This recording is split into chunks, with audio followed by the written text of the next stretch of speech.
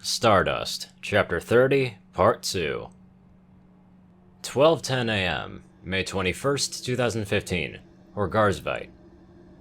The early morning air carried a chill that, while unpleasant, wasn't really unwelcome. Anything to maintain focus, Zhang thought as he surveyed the mostly barren terrain of the valley around him.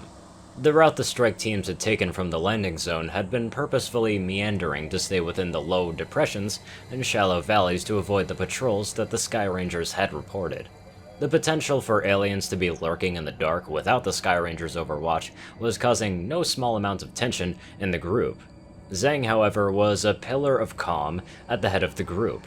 His position as point man assumed a great deal of risk, and his unshaken composure was rubbing off on the men and women behind him. Or, well, he hoped it was, at least. Despite Zhang's attempts to maintain his laser-like focus, the complete lack of action was giving his mind room to wander. Have I been misunderstanding the situation?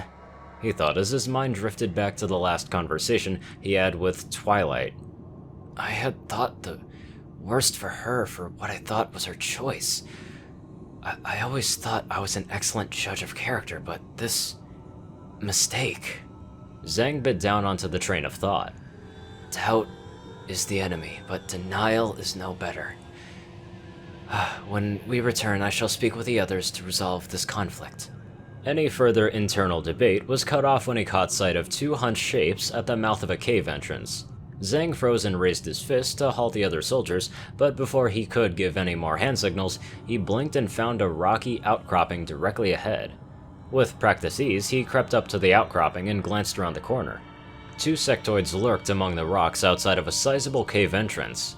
Zhang's initial incredulity at the thought of openly posting such guards was quickly smothered by the realization that the diminutive aliens' death-like stillness combined with their gray skins resulted in an almost perfect camouflage to an untrained eye in the rocky terrain. Zhang's eyes were far from untrained, and any thought that he might have spending wondering how he had originally seen the two sentries were better invested in preparing for blood to be shed. A flash of hand signs relayed the news back to the soldiers behind him. A few moments later, he heard two move out of position and stalk into the hills. Several more minutes passed before Zhang caught sight of the two soldiers as they crept up to the two sentries from opposite sides. The first yanked his target off the ground with one arm around the neck while his other arm brought a combat knife precisely into one of the sectoid's massive eyes. The blade sank into the hilt and the alien died with hardly a struggle. The second soldier's attack caused Zhang to raise an eyebrow.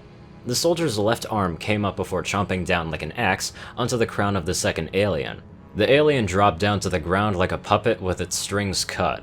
The soldier kept a pistol trained onto the incapacitated alien before giving the all-clear signal so the others could approach. With the sentries taken care of, the strike teams bolted up the hill and into the shelter of the cave the aliens were guarding. Zhang couldn't help but notice the incapacitated alien now sporting what was most certainly a fatal indentation where the soldier had struck it. I knew I should have worn a glove. Zhang heard the rather annoyed whisper from the depths of the cave. Seems like such a good idea at the time, but now I got alien bits mixed up into the joints. Oh god, it stinks. The owner of the voice was quickly revealed to be Lana as she trained her weapon onto what appeared to be a doorway set into the end of the cave. Well, it's your own bloody fault. You were given a knife for a reason. Sax, the other soldier, grumbled back before taking note of the new arrivals. Sentries were taken down without a peep, and no sirens either. I think we still have a surprise on our side. Excellent, Captain Fujikawa replied with a nod. So, once we get inside, Strike 6 will handle the power plant. Strike 1 will handle the capture assignments, so I'm feeling keen for an abduction of my own. The helmets masked any facial expressions, but Zhang didn't have to strain himself to imagine feral grins on most of the soldiers present. I'm also interested in any computers that they have here as well, so if this is the aliens' base of operations, then they've got to have information on where they're taking all the abductees at the very least. But first things first, we need to open that door. The soldiers assembled near the door and Fujikawa reached out with one hand to brush against it.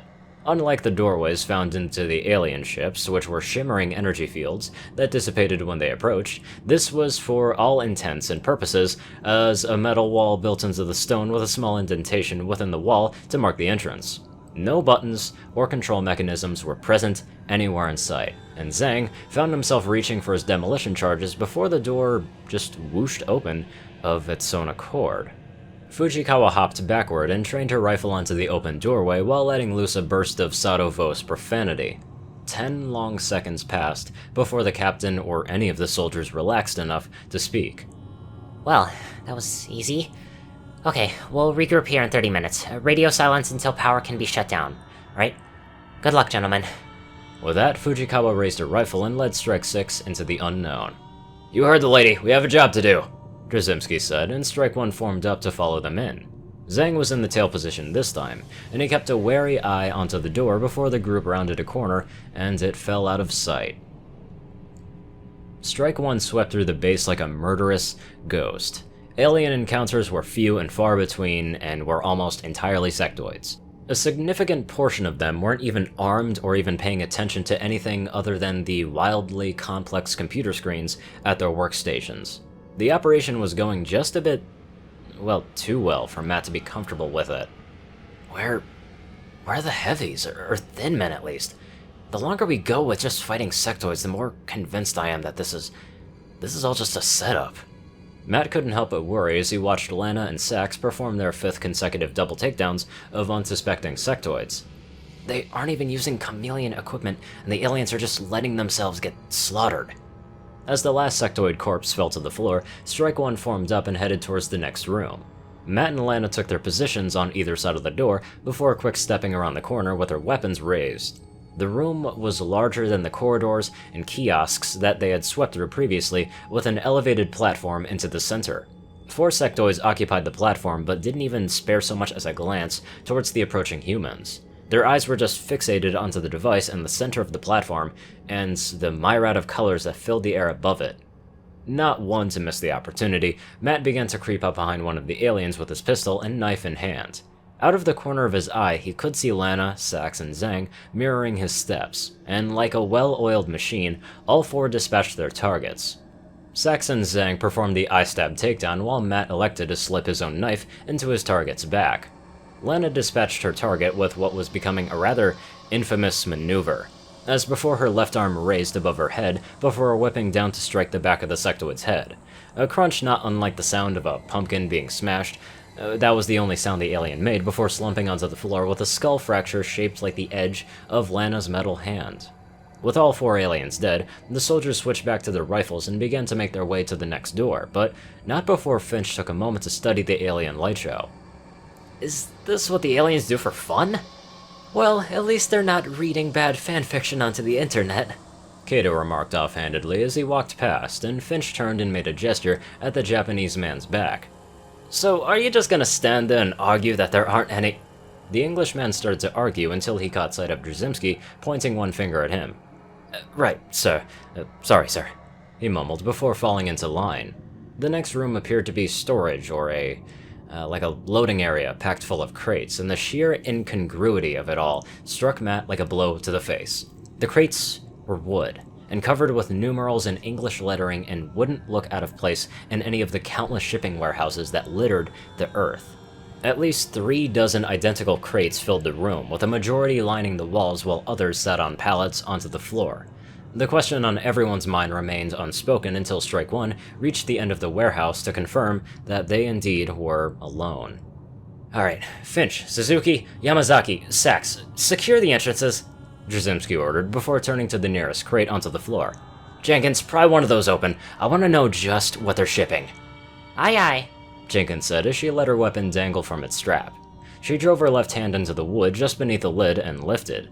The lid came loose with a squeal of protest from the nails, and Lana didn't hesitate to look inside. So, what do you think? Bomb? Power source? Honestly, I have no idea. Here, Matt, get over here, Drzymski said, and Matt joined the pair in gazing into the crate. Nestled inside the crate's packing material was what appeared to be a metal container shaped vaguely like a cube. Seams ran along the top and outer edges of the cube, and wafts of golden light could be seen leaking out of them. "Sounds like a job for Valen," Matt said with a helpless shrug. "I have no idea what they could be." "Right then. Alright, form up on and on to the next room," Drzymski ordered, and the team quickly suited action to words. The next room was much like the first, but rather than a wall at the far end of the room, opened up a far larger chamber. Strike One filtered through the boxes until they had a line of sight into the larger room. "What the fuck?"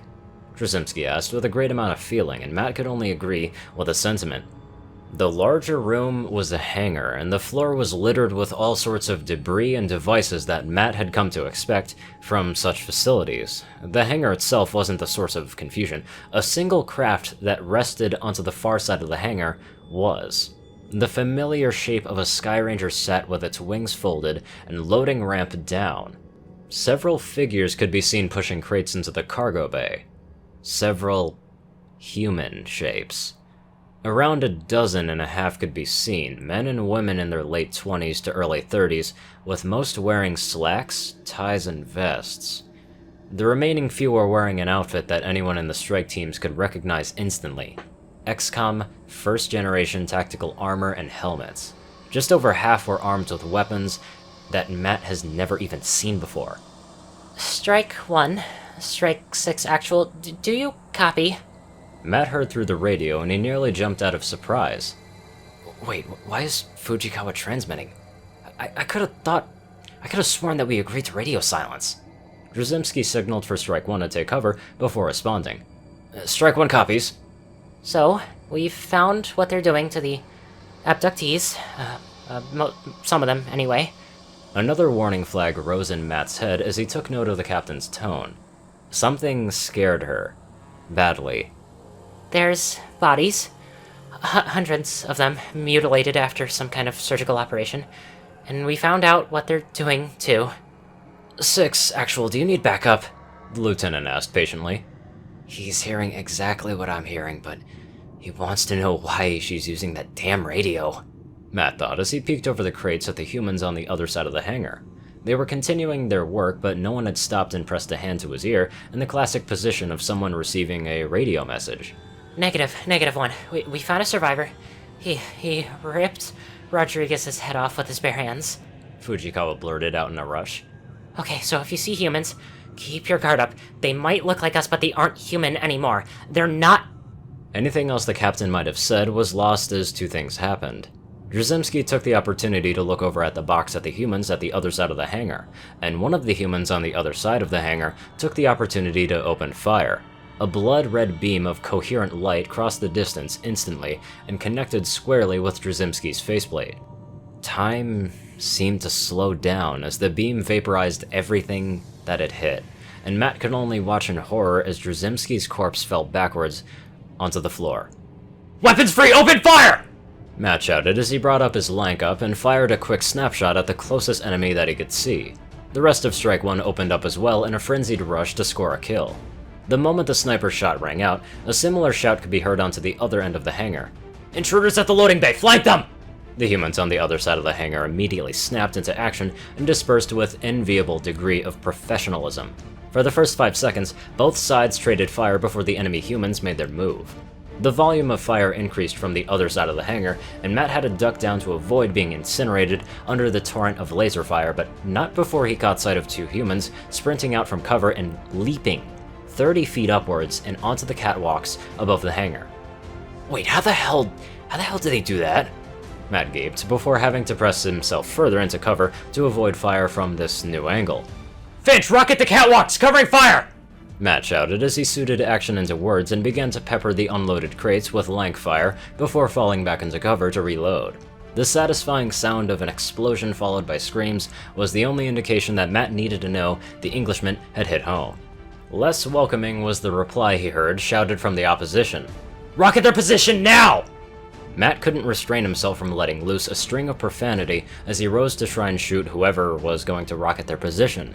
But, unfortunately, the enemy was faster and Matt could only watch helplessly as the missile flew from its launcher towards Strike 1's position. No!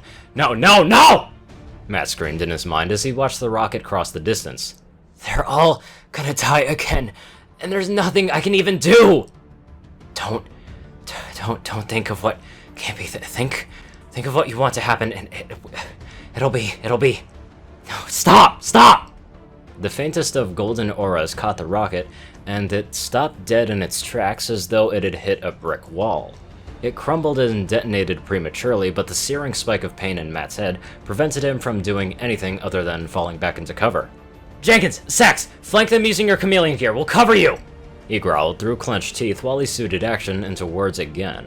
A chorus of affirmatives greeted him, though he winced when Kaori stepped out of cover and caught a blast in the face just as Drzymski had. Zhang jerked to the side at the last moment and a line of laser fire creased the right side of his helmet.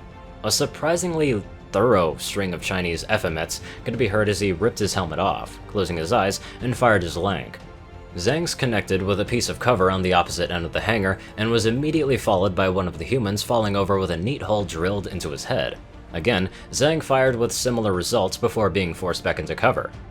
Did he just... Matt started to ask himself, but was brought onto his thoughts by a laser shot square into the chest. The chest plate held, but was cherry red as he fell back into cover. Priorities, Genus. Priorities. Strike 6, this is 1 actual. I have assumed command and we're engaging with hostile human forces. We need reinforcements now! Matt shouted into the radio as he rose to take shots at the human hostiles. The IFF tag for Lana was bolting towards the right flank of the enemies, while Sax had taken cover behind the Sky Ranger just as the power supply from his chameleon gear ran dry. The grizzled veteran began to take single shots of his new position, but quickly found himself in danger of being flanked himself. 2 of the suit-wearing humans leapt atop the Sky Ranger from the opposite side and dropped down behind Sax. The man's instincts were keen as he ducked and stepped backward to avoid the swipe of one soldier while bringing his rifle to bear. His G-36 opened up on full auto and unloaded into the second soldier's chest and stomach. Unfortunately, Sax's luck ran out as the second soldier was on him.